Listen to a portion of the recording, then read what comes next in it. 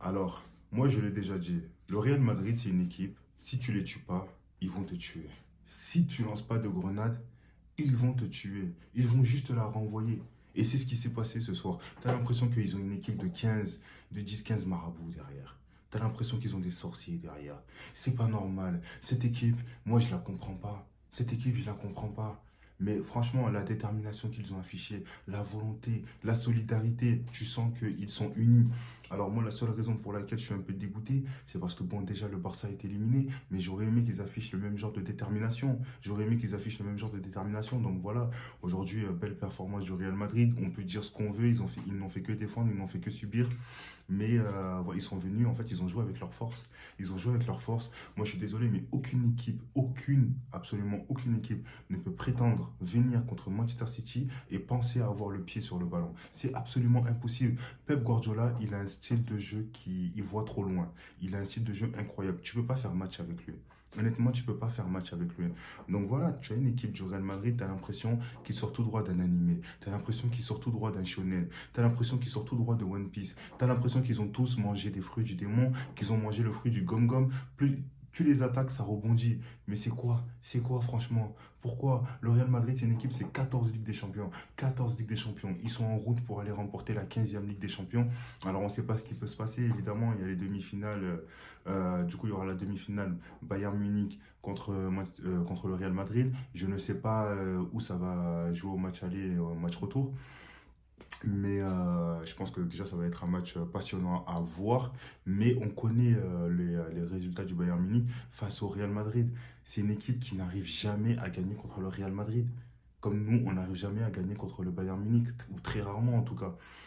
Donc, bon, moi je pense très clairement que le Real est quand même favori si on prend un peu les stats, si on prend un peu le passé, surtout la forme des deux équipes. Le Real qui est en route pour gagner la Liga et le Bayern qui a officiellement perdu la Bundesliga il y a une semaine de cela. Donc, bon, en tout cas, ça a été des quarts de finale très très intéressantes. On a vu des matchs très passionnants. Les matchs allés étaient tous incroyables, que ce soit Atlético Dortmund, PSG Barça, Arsenal Bayern. Donc voilà, au final, moi, je suis pas déçu. Je suis pas déçu cette année de cette Ligue des Champions.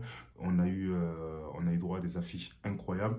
Évidemment, je suis toujours affecté par rapport à la défaite du FC Barcelone. C'est quelque chose qui va me rester en travers de la gorge pendant très longtemps. Je ferai sûrement une vidéo react concernant ce qui se passe avec Gundogan et Araujo. Mais donc voilà, tu as le Real Madrid qui s'impose au penalty face à Manchester City. Un Manchester City qui a essayé, qui a surdominé, surtout en deuxième période. Ils encaissent un but très très tôt dans le match. Jude Bellingham waouh, il a fait un contrôle, c'était tout simplement incroyable. C'était tout simplement incroyable. Ça m'a fait penser à une déclaration de Zidane, justement, quand il parlait du contrôle, comme quoi c'était le meilleur dribble qui puisse exister. Si tu veux effacer un joueur avec un contrôle, tu peux en effacer plein. Tu peux effacer plein de joueurs avec un contrôle. Et Jude Bellingham, c'est ce qu'il a fait. Jude Bellingham, c'est ce qu'il a fait. Successeur de Zinedine Zidane qui a été au Real Madrid. Donc, bon, voilà, le Real Madrid qui est dans la continuité. Donc, moi, comme je l'ai dit, c'est un style de jeu. Ils sont venus, ils ont joué avec leur force. Ils ont remporté ce match. Ce n'est clairement pas démérité. Il y aura le Classico dans quelques jours. Voilà, je l'attends beaucoup. Pas avec beaucoup d'impatience, par contre, parce que voilà, le Real Madrid, pour moi, le Barça n'est plus en lice dans aucune compétition. Je pense que la Liga, en vrai, on peut dire que c'est mort. La Ligue des Champions, elle se finit sur une note très, très, très défavorable. Donc, bon, va falloir se reprendre. Je suis désolé, oui, c'est un débrief du Real Madrid, mais je suis tellement affecté par ce qui s'est passé lors du match Barça pareil que j'arrive pas à l'oublier. Moi, j'arrive pas à l'oublier. Donc bon, du coup c'était quoi? C'était Rudiger qui avait fait une erreur, mais comme je l'ai dit, quand tu as une équipe qui est unie, qui est solidaire, tout le monde défend ensemble, et quand il y a des contre-attaques, tu envoies Vini, Bellingham, Rodrigo, mais les trois, là, à trois joueurs, tu mets en danger la défense de Manchester City. Tu mets en danger la défense de Manchester City. C'est là, tu as Manchester City qui sont là, ils vont faire 30 passes, 40 passes pour arriver devant les buts du Real Madrid. Et le Real Madrid, ils casse tout ça en trois passes. Franchement, c'est incroyable. C'est incroyable. Donc voilà, de toute façon, ils ont des joueurs de top niveau. Ça a toujours été le cas. Ça a toujours été le cas, pardon. Mais t'as vraiment l'impression qu'ils ont des marabouts derrière eux. Moi, franchement, je sais pas comment ils ont fait pendant 120 minutes. Pendant 120 minutes. En, enfin, subir tellement de situations comme ça et résister.